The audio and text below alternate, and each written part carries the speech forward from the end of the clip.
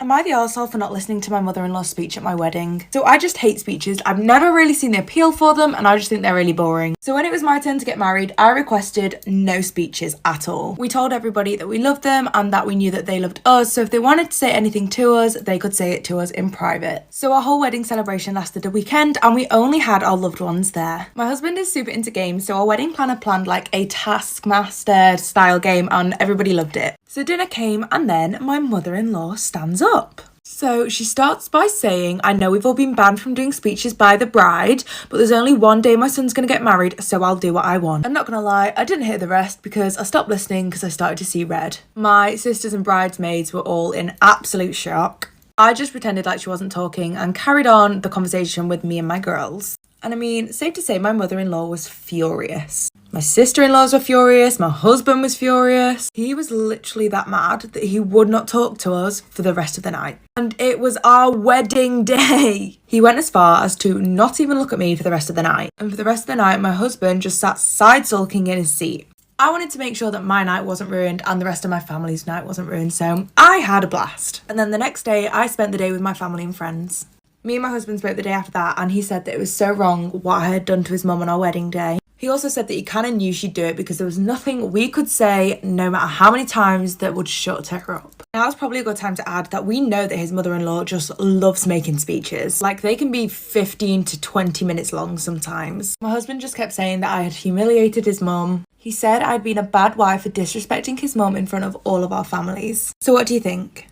This is the story of the first ever fuckboy I ever talked to that also was my first kiss. The story is significant because it's ridiculous and full of heartbreak and betrayal. It's actually ridiculous. Important that I preface that mama was a late bloomer, okay? I didn't even get called pretty until the 8th grade and that guy went to jail for murder. So, where I went to school in 9th grade, they combined both middle schools. So there's like a new group of people for everyone to mingle with. The summer going into 9th grade, I'd lost like 80 pounds, grown my hair out, and I was already funny. So people were like, who is she?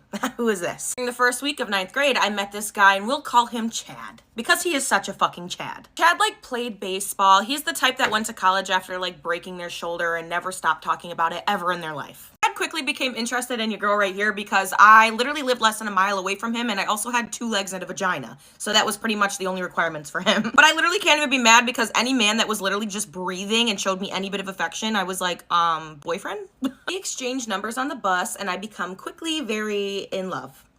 Simply in love. At the same time, I had met a new group of girlfriends and I was hanging out with them pretty frequently and there was one girl in the group and we'll call her Anna. Me and Anna had a little bit of a frenemy thing going on. We honestly really did not like each other and our friendship ended pretty bad. But me and Anna both had one thing in common and that is that we were the least attractive of our friend group at the time, right? Looking back, we are both very pretty and we both should not have been fighting about who was prettier, but we were. One day there was this huge snowstorm, like roofs were off the house. It was so freaking bad and so we were off of school. Me and my friend group decided to have like this huge sleepover and Anna happened to be there. At some point in the night we start talking about boys as 14 and 15-year-old girls do. Anna brings up none other than Brad. Mind you, I'd been talking to Brad at this point for like 4 months. He'd met my mother, I'd hung out with him, I just had never kissed him. Anna proceeds to tell us that Brad is texting her at that exact moment and wants her to walk over to his house in the fucking snowstorm. I say to Anna, I'm like, hey, I've been talking to Brad for some time, and she literally gave no fucks, obviously. I actually think that she probably took this as a challenge and then wanted to go even more. I end up downplaying my situation with Brad because I decide in my conniving little brain, I want to bring her over there. Mind you, Brad is texting me at the exact same moment and he has no clue that we're together. And my other friend tell Anna, hey, we'll take you over there. We know where he lives. And we start walking in negative 10-degree weather. That is not an exaggeration. We get to the end of his street and we're like, okay, you go ahead and we'll wait here so that you have privacy with Brad. Mind you, Brad is still texting me at this exact moment. Brad comes outside and we proceed to watch Brad finger twiddle our friend for like 20 minutes in negative 10-degree weather while standing up. Mama was enraged. I was filled with anger. I felt so betrayed. Literally, my whole chest had anxiety spots on it. And finally, they were done. We start walking back and I get a text from none other than Brad saying, I just really want to see you. Go to part 2. I'm so sorry. Part 2 of the story of the first ever fuckboy I ever talked to / my first kiss. So we get back to my friend's house and Anna's telling us all the sweet nothings that he was whispering in her little ear, and I'm just like, yes, thank you so much. I quickly decide that I want to confront Brad, and I am going to go over there. So I tell all my little girly pops, I'm like, I'm going home really quick to grab something. I'll be right back. And obviously they believe this because I live like a few houses down. Text Brad and I'm like, I'm on the way. I can't wait to see you. I really want to see you. Fucking dumbass, fucking idiot. Emily, literally so dumb. March my little happy ass up there in that negative 10-degree weather for the second time. The plan is simple. I'm going to kiss him and make him think I'm in love and then tell him I was with Anna the whole time. This didn't really go to plan, but that was the plan on the way there. I get there and I'm like, hey babe, I'm here. And he's like, I'm coming right out. Comes outside and we're chatting, we're kikiing. And I'm like, what have you been up to all night? He's like, just been playing the game. Like, my mom is such a bitch. Like, blah, blah, blah, blah, blah. And I'm just like, right. Finally, he leans in for a kiss, and mind you, I had never kissed another human being other than my mother at this point. I just start doing what I've seen in movies, and I just start kissing him like I'm in love, basically. And then I feel his sneaky little phalange trying to slide down towards my leg. And I'm like, no. Immediately back up, and I'm like, I am not Anna. And he's like, what? What? Obviously, at this point, he knows I know. I'm just like, I'm not Anna. Without any words, he walks back inside and I go back to my friend's house. When I get back to my friend's house, I decide that I want to tell the one friend that I know will absolutely tell Anna if I tell her. Because, like, I wanted it to get back to her. I wanted her to be as mad as I was. Why was I so shady, so gross, ridiculous? This was also the age of, like, Twitter beef and, like, subtweets. I decide I'm gonna subtweet Brad and I'm gonna say some shady ass shit. So I did. I subtweeted him and I said something shady like he likes any girl that walks or something shady. And he replies with a picture of my ass that he had taken in one of the classes we had together. What?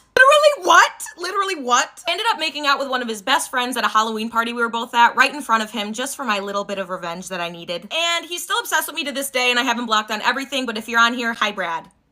I'm the asshole for expecting my husband to get things done on his day off. Me and my husband have been married for 6 years and we have a 3-year-old son. Both work full time, so our son is in daycare during the week. So my husband actually has some time to take off before the end of the month, and if he doesn't take it off, he loses it. So far he's taken off every single Friday, and next week he's also taking Thursday and Friday off. Last night we were doing our normal routine and he asked me if tomorrow I can drop our son off at daycare so he can stay home. And normally he does all the school drop-offs just because his office is near the school. My office is in the complete opposite direction. So I then said to him it would be so much easier if he could just drop him off just because he's got nothing to do and it adds so much time to my commute. In the morning he ended up dropping him off at school, but I could tell he wasn't happy about it. That morning I texted him just a few things that kind of needed to be done around the house, a few errands just to be ran. He then texted back saying that he wanted to enjoy the house to himself for the day and didn't want to have a bunch of list of things to do. He said he'll clean and do some washing, but then he said the rest of the day he's going to spend relaxing and the rest of the stuff can wait. Excuse me? Texted him back saying that all the stuff that needs to be done can't all be done at the weekend, so it's just so much easier for him to get started today. Especially as literally the next 3 weekends we have stuff planned. This weekend we're out visiting his family, the next weekend I'm out with my friend, and then a weekend after that we have stuff planned as a family. Surely I'm not insane for thinking he should take advantage of his days off. He then said to me if he knew I was going to give him a honey to-do list, he would have just gone to work and lost out on his time off. So I then said he's being so overdramatic and he'd still have relaxing time after he's done the stuff that needs to get done. He then told me that he never tells me how to spend my time on my days off and that I shouldn't do the same for him. To be honest, he just literally doesn't think about all the stuff that needs to get done the same way I do. He'll literally clean, walk the dog, do a bit of washing and then think that's it and play video games for the next 6 hours. I said to him if he starts now, then he'll have some time in the afternoon to relax before he collects our son from daycare. Then he continued. He then said, oh, so you won't even pick him up? Gee, I'm glad I took the day off to do everything you wanted me to do. So I then reminded him that he still has days off coming up where he can relax and do anything he wants. He then said, no doubt you'll find something for me to do on them days off as well. At this point, I actually don't know. Is it me or is it him? Am I being an arsehole or is he just being inconsiderate?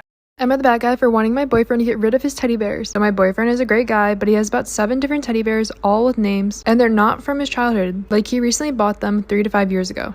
He cuddles with them and sometimes talks to them. He lives a normal life and makes good money, and the relationship is overall really good. It's not like he even ignores me. I just find it really weird and embarrassing. I told him he should grow up and stop being crazy, and he started crying and is now in the room talking to the stupid bear again instead of talking it out with me. How does this guy make enough money for a 3-bedroom house on his own yet does stupid stuff like this? For the record, we don't live together and we completely support ourselves separately. Do I need to encourage him to get a hobby or something? As far as I know, nothing exactly happened for him to specifically want a teddy bear. The first one he got because it was like a Pokemon thing or something, and then it just started to spiral into more and more bears. So I'm just wondering, Am I the bad guy for wanting a grown man to stop having teddy bears?